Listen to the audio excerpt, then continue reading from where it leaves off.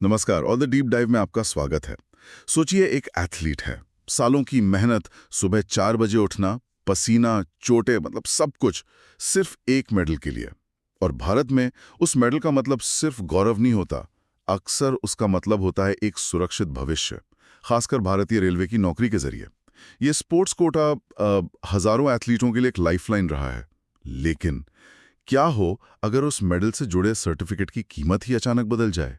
अगर भर्ती के नियम इतने बदल जाएं कि कल तक जो सर्टिफिकेट सोने जैसा था वो आज सिर्फ कागज का टुकड़ा रह जाए। ठीक यही हो सकता है रेलवे बोर्ड के एक नए सर्कुलर की वजह से। 24 नवंबर 2025 को जारी हुआ आरबीए नंबर 118225 ये सिर्फ एक सरकारी दस्तावेज नहीं है, ये हजारों एथलीटों के करियर के नियमों को कह सकते हैं नए सिरे से लिख रहा है। तो आज हम सिर्फ इन नियमों को पढ़ेंगे नहीं, बल्कि इनकी तह तक जाएंगे, समझेंगे कि इस बदलाव की जरूरत आखिर पड़ी क्यों, इसका एक एथलीट और कोच पर असल में क्या असर होगा, और क्या एक समस्या को सुलझाने की कोशिश में रेलवे ने एक नई, शायद ज्यादा बड़ी मुश्किल तो नहीं खड़ी कर दी है।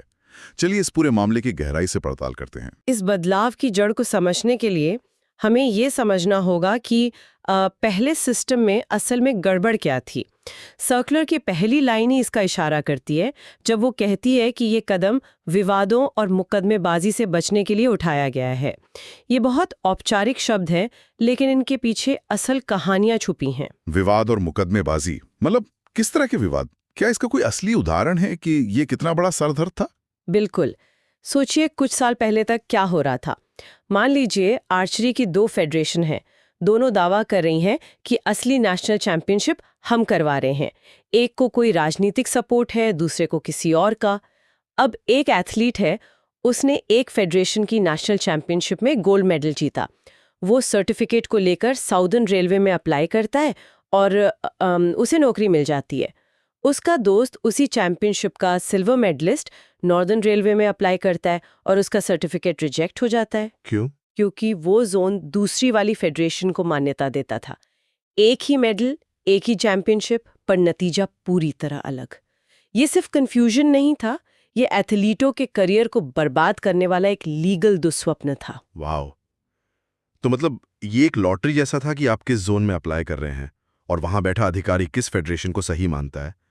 ये तो बहुत ही ज्यादा अव्यवस्थित लगता है। अव्यवस्थित ही नहीं, बल्कि इसने बहुत सारे कोर्ट केस को भी जन्म दिया है। और इसी अराजकता को खत्म करने के लिए ये सर्कुलर लाया गया है। युवा मामले और खेल मंत्रालय यानी मोयाज पहले से ही सभी खेल संघों को मान्यता देने की प्रक्रिया को सेंट्रलाइज करने के लिए एक ऑनलाइन पोर्टल बना चुका है। ये सर्कुलर उसी बड़ी मुहिम का एक हिस्सा है, जहां रेलवे कह रहा है अब हम अपना दिमाग नहीं लगाएंगे, जो मंत्रालय कहेगा वही आखिरी सच होगा।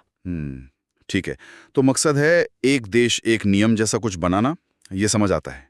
तो चलिए अब सीधे नियमों पर आते हैं। वो कौन सा पहला बड़ा बदलाव है जो इस सर्कुलर में किया गया है? सबसे पहला और बुनियादी बदलाव है नियम 2I।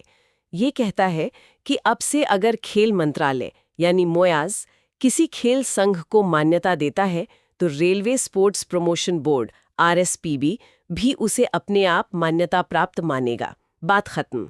सुनने में तो ये बहुत मामूली सा बदलाव लगता है, लेकिन इसका असल मतलब क्या है? इसका मतलब है कि अब अस्पष्टता की कोई गुंजाइश ही नहीं है। पहले हो सकता था कि मोयाज की लिस्ट में एक फेडरेशन का नाम हो, लेकिन RSPB की अपनी कोई पुरानी लिस्ट या समझ हो। एक एथलीट या अधिकारी 2 अलग-अलग जगहों पर जानकारी चेक कर रहा है। ये ऐसा था जैसे क्रिकेट के मैदान पर 2 अंपायर खड़े हों और दोनों अलग-अलग फैसले दे रहे हों। अब सिर्फ एक ही अंपायर है और वो है मोयाज। ये सिर्फ प्रक्रिया को सरल नहीं बनाता, ये अस्पष्टता को जड़ से खत्म कर देता है। एक मंत्रालय, एक लिस्ट, एक आखिरी फैसला। ठीक है, तो ये पहला नियम भ्रम को खत्म करता है, लेकिन मुझे लगता है कि अगला नियम वो है जो एथलीटों के लिए सबसे ज्यादा मायने रखेगा। वो सर्टिफिकेट की वैधता के बारे में है ना? बिल्कुल। और यहाँ चीजें सच में बहुत पेचीदा हो जाती हैं। नियम 2I कहता है कि भविष्य में स्पोर्ट्स कोटे की सभी भर्तियां सिर्फ उन सर्टिफिकेट्स के आधार पर होंगी जो मोयाज द्वारा मान्यता प्राप्त राष्ट्रीय खेल संघों मतलब NSFs द्वारा आयोजित नेशनल चैंपियनशिप के लिए जारी किए गए हों। लेकिन इसमें एक बहुत जरूरी शर्त है, और सर्कुलर की अंग्रेजी लाइन में वो साफ लिखी है। no recruitment shall be made on the basis of certificates issued for national championships conducted by any federation that was not recognized by Moyaz at the time of that championship. एक minute, at the time of the championship यानी championship के समय। इसका मतलब है कि certificate की कीमत इस बात पर तय होगी कि फेडरेशन की स्थिति उसे खास दिन या हफ्ते में क्या थी। एकदम सही। इसे एक उदाहरण से समझते हैं। मान लीजिए एक एथलीट ने जनवरी 2026 में एक नेशनल चैंपियनशिप जीती। उस समय उस खेल की फेडरेशन एक्स को मोयास से मान्यता मिली हुई थी, तो उस एथलीट का सर्टिफिकेट रेलवे भर्ती के लिए 100% मान्य है। ठीक है। अब मान लीजिए कि फेडरेशन एक्स में कोई अंदरूनी झगड़ा होता है और मार्च 2026 में मोयास उसकी मान्यता रद्द कर देता है। इससे जनवरी में जीते गए सर्टिफिकेट पर कोई असर नहीं पड़ेगा। अच्छा। लेकिन अगर कोई फेडरेशन वाई है जिसे जून 2026 में मान्यता मिलती है और वो मई 2026 में कोई चैंपियनशिप करवाती है, तो उस चैंपियनशिप का सर्टिफिकेट भर्ती के लिए मान्य नहीं होगा। ओहो। क्योंकि उस समय वो मान्यता प्राप्त नहीं थी। एक एथलीट का सर्टिफिकेट अब उसकी फेडरेशन की उस दिन की प्रशासनिक स्थिति से हमेशा के लिए जुड़ गया है। ये बहुत बहुत बड़ा बदलाव है। तो एक एथलीट को अब सिर्फ अपने प्रदर्शन पर ही नहीं बल्कि अपने फेडरेशन की मान्यता की स्थिति पर भी नजर रखनी होगी। और इस जानकारी को कोई कैसे चेक करेगा? क्या इसके लिए कोई पारदर्शी व्यवस्था बनाई गई है? हाँ, और ये इस नए सिस्टम का एक मजबूत पहलू है। नियम 2(3) में एक वेबसाइट का लिंक दिया गया है, https://sports-recognized-sports-federations और bodies। ये मोयास का आधिकारिक पोर्टल है जहां मान्यता प्राप्त फेडरेशनों की ताज़ा लिस्ट होती है। अब रेलवे के किसी भी जोनल ऑफिस या प्रोडक्शन यूनिट को भर्ती के समय किसी फेडरेशन की स्थिति जांचनी है तो उन्हें बस इस वेबसाइट पर जाना है। अब किसी कागजी हेरफेर, किसी के फोन कॉल या किसी पुरानी जानकारी की कोई गुंजाइश नहीं है। सब कुछ ऑनलाइन सबके सामने है। कोई भी देख सकता है। कोई भी इसे देख सकता है, एक अधिकारी, एक कोच या खुद एक एथलीट। ठीक है, तो ये सिस्टम पूरी तरह से भविष्य को ध्यान में रखकर बनाया गया है।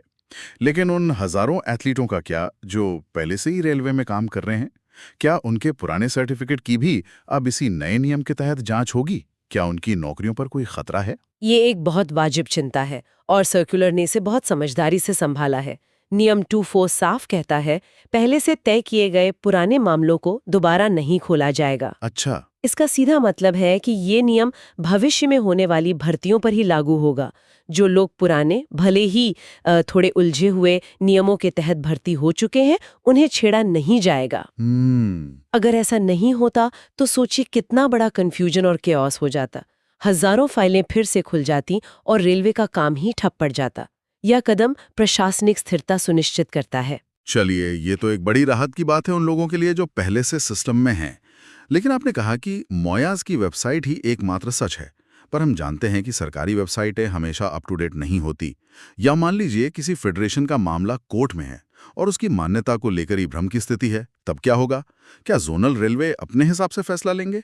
नहीं, और यहीं पर सिस्टम का सेफ्टी वॉल्व काम करता है। सर्कुलर के पेज 2 पर साफ लिखा है कि अगर किसी भी फेडरेशन की मान्यता को लेकर जरा सा भी संदेह या अस्पष्टता होती है तो उस मामले को जोनल रेलवे खुद नहीं सुलझाएगा। उसे वो केस सीधे RSPB यानी रेलवे स्पोर्ट्स प्रमोशन बोर्ड को भेजना होगा। ओके। और RSPB भी खुद फैसला नहीं लेगा, वो पहले मोयास से लिखित में स्पष्टीकरण मांगेगा और जब वहां से जवाब आ जाएगा तभी आगे की कार्रवाई होगी। लेकिन इंतजार कीजिए, ये प्रक्रिया तो बहुत लंबी और धीमी लग रही है। एक जोनल ऑफिस पहले RSBP को लिखेगा, फिर RSBP मोयास को लिखेगा, फिर वहां से जवाब आएगा। इसमें तो महीनों लग सकते हैं। तब तक उस एथलीट की भर्ती का क्या होगा? क्या ये एक नया बॉटलनेक नहीं बना देगा? आपका सवाल बिल्कुल सही है। ये प्रक्रिया धीमी हो सकती है, लेकिन इसका मकसद स्पीड से ज्यादा सटीकता और एकरूपता है। रेलवे का लक्ष्य यह सुनिश्चित करना है कि कोई भी जोनल अधिकारी अपनी मर्जी से नियमों की व्याख्या ना करे और फिर से वही पुरानी अराजकता पैदा ना हो जाए। हाँ, इसमें समय लग सकता है, लेकिन जो भी फैसला आएगा वो पूरे देश के लिए एक समान होगा।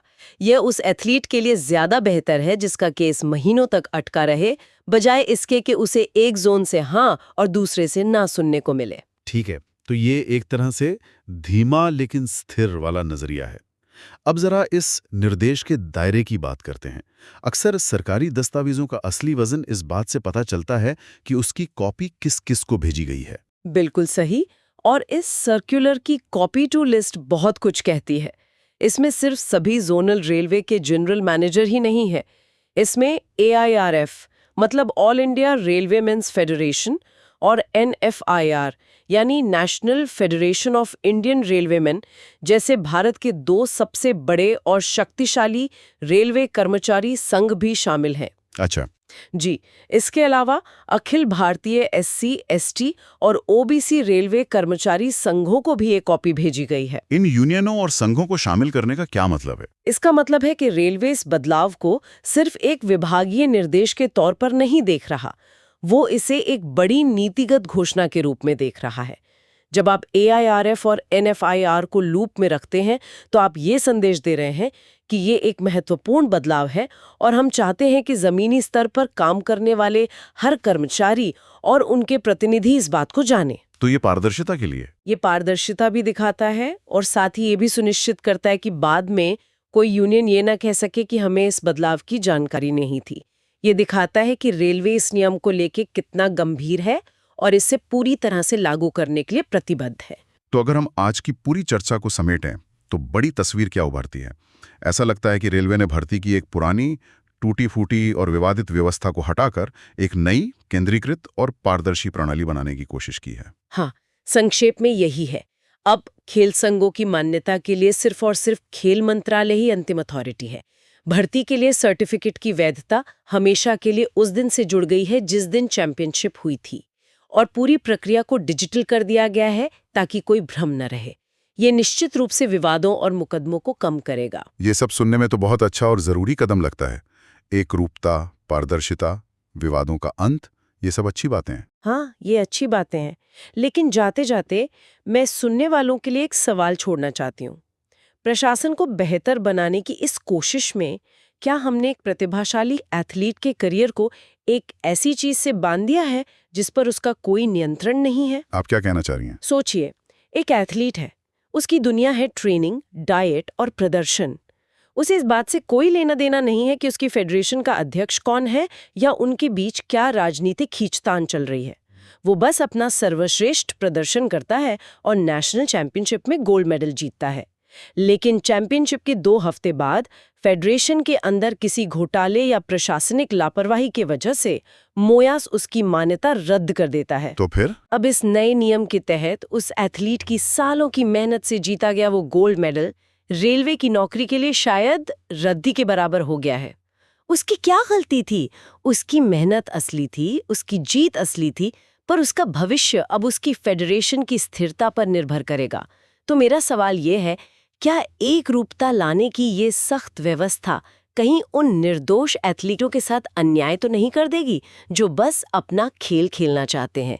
ये सवाल हमें खेल और प्रशासन के जटिल रिश्ते पर और गहराई से सोचने पर मजबूर करता है।